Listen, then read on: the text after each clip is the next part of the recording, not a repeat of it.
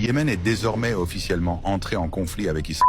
Cela pourrait pousser l'Iran à fermer également la deuxième porte maritime, ce qui plongerait à la fois l'Europe et l'Asie dans une véritable crise. Les forces yéménites soutenues par l'Iran ont lancé pour la première fois une frappe de missiles directs contre Israël, faisant entrer ce conflit dans une phase nouvelle et dangereuse. Elles ont annoncé qu'il s'agissait de leur première opération militaire en soutien à l'Iran. Le détroit d'Ormuz est déjà devenu une zone de forte tension. Et désormais, l'Iran a averti directement que si l'ennemi tente une attaque terrestre contre ces îles, la prochaine étape concernera Bab el-Mandeb. Ce passage étroit ne dépasse pas 29 km de largeur et sépare le Yémen de l'Afrique. Chaque navire allant d'Asie vers l'Europe y transite pour rejoindre le canal de Suez. Mais voici le point clé. Le détroit de Bab el-Mandeb n'est pas sous contrôle direct de l'Iran, mais sous l'influence d'un groupe qui lui est lié au Yémen et qui agit selon ses orientations. Imagine maintenant que, après Hormuz, cette route soit également fermée. Le canal de Suez deviendrait alors totalement inutile et l'Égypte pourrait perdre l'une de ses principales sources de revenus du jour au lendemain. Le monde n'aurait alors qu'une seule option, faire passer les navires par une route beaucoup plus longue autour de l'Afrique, en passant par le cap de Bonne-Espérance. Cela rallongerait chaque voyage de 10 à 18 jours, entraînant plus de temps, des coûts de carburant